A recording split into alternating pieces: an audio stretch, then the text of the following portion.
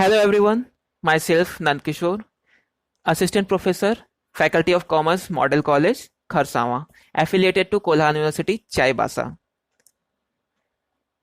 अपने previous 2 videos में जो कि कॉर्पोरेट अकाउंटिंग बुक से था, उस सीरीज में ये थर्ड वीडियो है जिसमें हम लोग प्रैक्टिकल स्टार्ट करेंगे इश्यू ऑफ शेयर्स का। तो स्लाइड 1 में आते हैं। अकाउंटिंग, इसके पहले स्लाइड्स में मैंने एक चीज बताया था, इश्यू प्राइस, जो कि था at par, at premium, at discount, जिसका अब यूज आने वाला है। अब यहाँ पे स्टार्ट है पहला ही स्लाइड में अकाउंटिंग ट्रीटमेंट है। That means journalising the transaction को जर्नल में कैसे लिखा जाएगा। जर्नल तो सभी आप लोग जानते ही हैं। फर्स्ट केस है issue of shares in lump sum, यानी कि कंपनी ने शेयर्स का इश्यू एक साथ फुल अमाउंट लेके किया है। यानी 10 रुपए का शेयर था तो 10 रुपए का शेयर एक बार में 10 रुपए रिसीव हो गया। तो फर्स्ट एंट्री होगा bank account debit to share application and allotment account. हम एक छोटा सा एग्जांपल लेते हैं। कॉलेज में आते हैं तो सबसे पहले आप लोग क्या करते हैं, परचेस करते हैं ना, प्रॉस्पेक्टस को परचेस करते हैं। देन उस प्रॉस्पेक्टस के बेसिस में आप फॉर्म भरते हैं। उसके बाद उस फॉर्म को भरने के बाद जमा कर देते हैं कॉलेज के ऑफिस में। कॉलेज का ऑफिस सारे फॉर्म्स, यानी जितने भी स्टूडेंट्स होते हैं सबके फॉर्म को कलेक्ट करता है और चेक करता है किसका फॉर्म सही भरा हुआ है, किसने प्रिस्क्राइब्ड फी भरा है, किसने प्रिस्क्राइब्ड क्वालिफिकेशन लिया है। उस बेसिस पे सीट, जो कि लिमिटेड नंबर ऑफ सीट होता है, अलॉट कर दिया जाता है। सीट अलॉट हो जाता है तो नोटिस बोर्ड में एक पेपर लगा दिया जाता है, नोटिस कि इन सभी को सीट अलॉट किया जा चुका है, अब वो एडमिशन ले सकते हैं। दैट मीन्स अब उन्हें पे करना होगा एडमिशन फी। जैसे ही एडमिशन फी पे कर देते हैं, फाइनली उनका रजिस्ट्रेशन कॉलेज में हो जाता है। मे बी कभी कभी ऐसा होता है कि कॉलेजेस फीस इंस्टॉलमेंट में लिए हैं, तो क्या होता है, सीट मिलते हैं, एडमिशन के टाइम कुछ फी पे करते हैं और कुछ दिनों बाद सेकंड फी पे कर देते हैं, काम खत्म। सेम वे में इसी एग्जाम्पल को हम लोग अकाउंटिंग ट्रीटमेंट में लेते हैं। यहाँ पे देख सकते हैं पहला क्या किया हमने, bank account debit to share application, यानी हमने एप्लीकेशन जमा किया तो एप्लीकेशन जमा करते साथ एप्लीकेशन का मनी हमने दे दिया, that is bank account debit. Company के बुक्स में बैंक में पैसा आ गया, यानी debit debit debit the receiver. Okay, तो बैंक अकाउंट डेबिट हो गया। सेकेंड एंट्री, जो भी हमारा एप्लीकेशन में मनी आया उसको ट्रांसफर कहाँ कर देना है, शेयर कैपिटल अकाउंट में। कैपिटल हमारा 10 रुपए से इंक्रीज हो गया, that means entry complete. Second slide में आते हैं, issue of shares in installment. अलग अलग इंस्टॉलमेंट में यहाँ पे आएगा। सबसे पहला एंट्री देखिए, bank account debit to share application, यानी कि हमने एप्लीकेशन एक परचेस किया और एप्लीकेशन का मनी हमने डिपॉजिट किया। ये एप्लीकेशन मनी कहाँ जाएगा, शेयर के कैपिटल अकाउंट में, यानी कि second entry, share application account debit to share capital account, being application money transfer to capital. Assume कीजिए 10 रुपए का एक शेयर्स था, उसमें एप्लीकेशन के टाइम हमने 3 रुपीज दिए, तो 3 रुपीज चला गया कहाँ, शेयर कैपिटल में। थर्ड एंट्री में थोड़ा सा गड़बड़ है, नहीं सही है।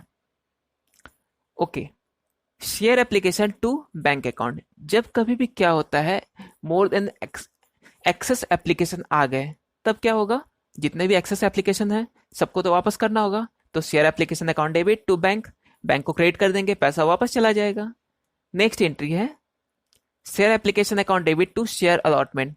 कभी कभी बैंक कंपनीज के केस पे एप्लीकेशन मनी को एडजस्ट कर लिया जाता है आगे के इंस्टॉलमेंट में, जैसे अलॉटमेंट में। तो यहाँ पे भी इस एंट्री में एप्लीकेशन मनी को आगे अलॉटमेंट में एडजस्ट किया गया। And the next one, fifth entry, जब ये तो हो गया एप्लीकेशन का एंट्री सारा। नेक्स्ट है अलॉटमेंट का एंट्री। आपने एप्लीकेशन सबमिट कर दिया, एप्लीकेशन के साथ एप्लीकेशन मनी दे दिया, एप्लीकेशन मनी चला गया कैपिटल अकाउंट में। कुछ ज्यादा एक्सेस एप्लीकेशन था वो रिफंड हो गया, एप्लीकेशन मनी ज्यादा आया था तो उसको एडजस्ट भी कर लिया गया।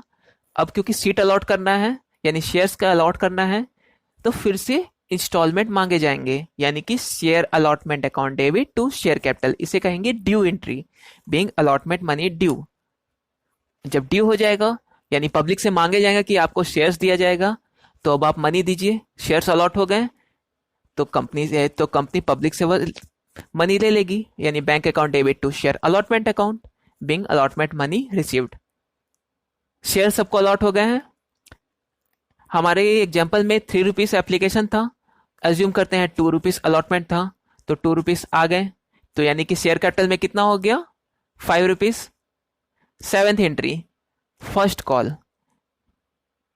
एक कंपनी चाहे तो जितनी बार भी कॉल कर सकती है जब तक कि उसका अनपेड अमाउंट शेयर्स में हो। तो फर्स्ट कॉल, अज्यूम करते हैं हमारे एग्जांपल के बेसिस पे 3 रुपीज का फर्स्ट कॉल है, तो कंपनी ने सबसे पब्लिक से कॉल किया और उसे ड्यू कर लिया, यानी share first call account debit to share capital account being call money due. और एज इट इज, जैसे अलॉटमेंट का मनी रिसीव हुआ था, सेम वे में फर्स्ट कॉल का मनी भी रिसीव हो जाएगा, bank account debit to share first call account. Next है फाइनल कॉल। इस second call, third call, fifth call कुछ भी हो सकता है, लेकिन मैंने यहाँ पे शेयर फाइनल कॉल लिया है। मैंने एज्यूम किया है ओनली 4 ही होंगे, यानी application, allotment, first call and final call. हमारे एग्जाम्पल में अभी 2 रुपीज बचा हुआ था, तो ये 2 रुपीज का फाइनल कॉल हो जाएगा। तो share final call to share capital, 2 rupees capital में आ गए, यानी 10 रुपीज का कैपिटल पूरा हो गया और बैंक से हम लोग रिसीव कर लेंगे, तो हमारा शेयर फाइनल कॉल भी आ जाएगा। तो एट पार की सारी एंट्रीज कंप्लीट हो गई। नेक्स्ट स्लाइड में आते हैं, कब, जब शेयर इश्यू होता है प्रीमियम पे, यानी कि फेस वैल्यू से ज्यादा अमाउंट पे जब शेयर इश्यू किया जाएगा तभी। तो प्रीमियम कभी भी लिया जा सकता है, एप्लीकेशन के टाइम में, अलॉटमेंट के टाइम में, या फिर कॉल के टाइम में। तीनों ही टाइम में हमें सिक्योरिटीज प्रीमियम अकाउंट को क्रेडिट करना है। पहला एंट्री देखते हैं, share application account debit to share capital account, ये तो नॉर्मल एंट्री है। एक्सेस क्या आया, to securities premium account, that is जितना अमाउंट से प्रीमियम का अमाउंट आएगा उतना से शेयर एप्लीकेशन को बस बढ़ा देना है। सेम वे में जब अलॉटमेंट होगा तो अलॉटमेंट अमाउंट में बढ़ा देना है, और जब कॉल होगा, कॉल में अगर प्रीमियम पेबल होगा तो कॉल अकाउंट में उतना अमाउंट से, प्रीमियम का अमाउंट से बढ़ा देना है। तो हमारा क्या हो जाएगा, share issue at premium. Generally her company अपने शेयर्स को प्रीमियम पे इश्यू करती है। आप लोग स्टॉक एक्सचेंज में देख सकते हैं, टाटा स्टील लिमिटेड का शेयर्स कितना होगा, may be I think 600 to 700 होगा उसका प्राइस, मार्केट प्राइस चल रहा होगा, लेकिन उसका फेस वैल्यू है 10 रुपए। कितने परसेंट प्रीमियम हुआ है, बहुत ज्यादा हो गया। तो प्रीमियम के बारे में ऐसा कोई हार्ड एंड फास्ट रूल नहीं कि कितना मैक्सिमम प्रीमियम हो सकता है। प्रीमियम मैक्सिमम अनलिमिटेड हो सकता है, कितना भी परसेंट हो सकता है। प्रीमियम के लिए कोई लिमिट नहीं है कि कितना परसेंट तक लिया जा सकता है। प्रीमियम डिपेंड करता है कंपनी के गुडविल पे, कंपनी के मार्केट वैल्यू पे। कंपनी का मार्केट वैल्यू जितना ज्यादा होगा, कंपनी के शेयर्स का प्रीमियम उतना ही ज्यादा होगा। अगर कंपनी न्यू है तो उसका शेयर्स में प्रीमियम नहीं मिल पाएगा, और अगर कंपनी का हालत खराब है, यानी कंपनी डूबने वाली है, तो भी उसे कम प्रीमियम पे ही मिलेगा, या हो सकता है फेस वैल्यू पे शेयर इश्यू करना पड़े।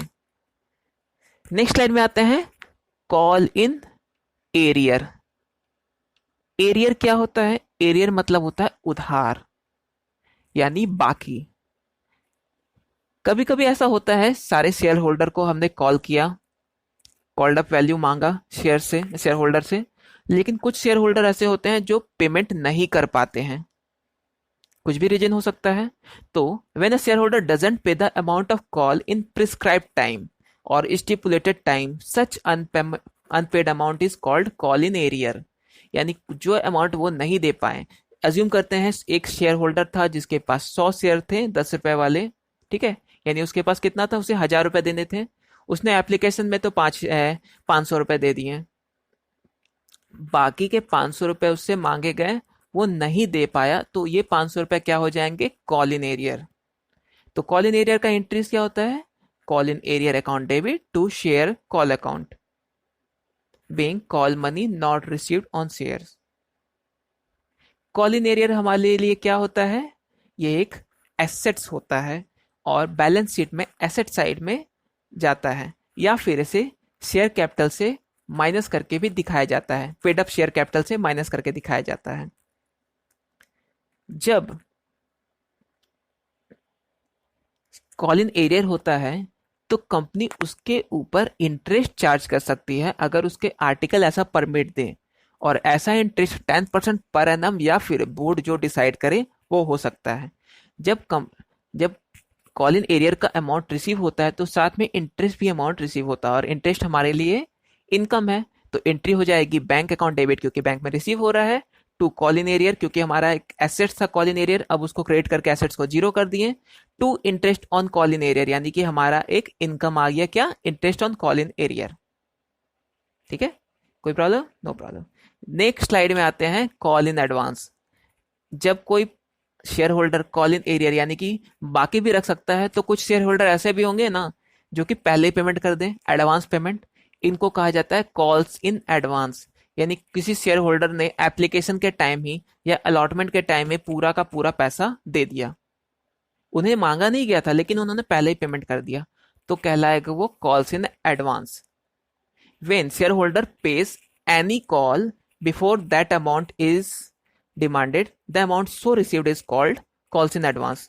कम calls in advance हमारे लिए क्या है, एक लाइबिलिटी है, इसीलिए ये लाइबिलिटी साइड में शो किया जाता है। कॉल्स इन एडवांस बनाने के लिए क्या किया जाएगा, बैंक अकाउंट डेबिट क्योंकि हमने रिसीव किया है, टू कॉल्स इन एडवांस यानी एक लाइबिलिटी क्रिएट हो गई, और जब इस एडवांस अमाउंट को एडजस्ट किया जाएगा तो लाइबिलिटी को डेबिट कर देंगे, तो लाइबिलिटी अपने आप कम हो जाएगी। तो calls in advance account debit to share call account, जो भी कॉल हो, फर्स्ट कॉल, फाइनल कॉल। जब कंपनी कॉल इन एडवांस लेती है तो कंपनी उस पर इंटरेस्ट भी पे कर सकती है, नहीं भी कर सकती है। अगर ये इंटरेस्ट पे किया जाएगा और आर्टिकल में ऐसा दिया गया है तो ये इंटरेस्ट 12% पर एनम या फिर बोर्ड जो डिसाइड करे ये हो सकता है।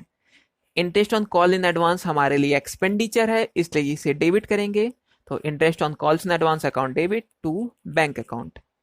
और किसी भी केस में कॉल इन एडवांस को रिफंड नहीं किया जाता है। आगे चलते हैं, अगला slide, under and over subscription. यहां से एक इंपॉर्टेंट पॉइंट स्टार्ट होता है, ओवर सब्सक्रिप्शन। पहले समझते हैं अंडर सब्सक्रिप्शन क्या होता है। अंडर सब्सक्रिप्शन के बारे में मैंने एकदम स्टार्टिंग में थोड़ा सा बताया था जब सब्सक्राइब कैपिटल के बारे में बताया था, कि एग्जाम्पल हमने लिया था कि कंपनी के पास 1000 शेयर्स थे, 800 इश्यू किए थे, और पब्लिक ने कितने कितने एक्सेप्ट किए, सब्सक्राइब किए 600, ये हमारा एग्जाम्पल था ना। तो क्या हुआ, सब्सक्राइब शेयर्स इश्यू से कम हुए, तो इसको कहा जाता है अंडर सब्सक्रिप्शन। यानी कि हमने इश्यू किए थे 800, पब्लिक ने एक्सेप्ट किए 600, तो जो 200 शेयर्स कम हुए that is called under subscription. When the number of shares applied for is less than the number of shares offered for subscription, the issue is called under subscription. और इसमें कोई special accounting treatment की जरूरत नहीं पड़ती है। Second है over subscription. When the number of shares applied for is more than the number of shares offered, यानी कि हमने ऑफर किए थे 800 शेयर्स, पब्लिक ने 2000 शेयर्स के लिए अप्लाई कर दिए। हो सकता है ऐसा, जनरली हम लोग देखते हैं कि कॉलेज में 200 सीट्स होते हैं और अप्लाई करते हैं 300%, 400%, ओवर सब्सक्रिप्शन इसी को ही कहा जाता है। The issue is called over subscription. तो इस केस पे कुछ पॉइंट्स हैं, देखेंगे। The board can not allot more shares than offered, वो तो हो ही नहीं सकता है क्योंकि कंपनी के आर्टिकल्स में कितने दिए गए हैं, जितने ऑथराइज्ड शेयर्स हैं वो मैक्सिमम है। उससे ज्यादा अगर आ गया हमारे पास सब्सक्रिप्शन के लिए, पब्लिक अगर हमारे पास ऑथराइज शेयर था 1000 और पब्लिक ने मांगा 2000, तो हम लोग तो दे नहीं सकते हैं। तो उसके लिए कुछ स्पेशल अकाउंटिंग ट्रीटमेंट आते हैं। पहला ट्रीटमेंट है full allotment rejection for excess application, यानी कि हमने जितना इश्यू किया था, यानी 800 जब इश्यू किया था उतना को अलॉट करेंगे, बाकी को वापस कर देंगे, यानी 1200 शेयर होल्डर्स वापस चले जाएं। एक ये हो सकता है। दूसरा है pro rata allotment, very very important, इसे हमेशा के लिए याद रखें, ये बहुत काम आने वाला है आगे चलकर। प्रो राटा अलॉटमेंट यानी कि प्रोपोर्शनेट बेसिस पे हम शेयर्स अलॉट कर देते हैं, यानी कि जिस शेयर होल्डर ने 3 शेयर मांगे थे उसे हम 1 शेयर देंगे, proportionate. And the last one is combination of about two, यानी कि रिजेक्शन भी कुछ का करेंगे, कुछ का प्रो राटा अलॉटमेंट भी करेंगे। ओके आते हैं लास्ट स्लाइड में, allotment in case of over subscription. जब ओवर सब्सक्रिप्शन होता है तो कैसे अलॉटमेंट किया जाता है, अभी इसको बताए थे मैंने। तो इसके बारे में थोड़ा सा राइटअप मैंने दिया, उस राइटअप को आप पढ़ सकते हैं। फर्स्ट है फुल अलॉटमेंट।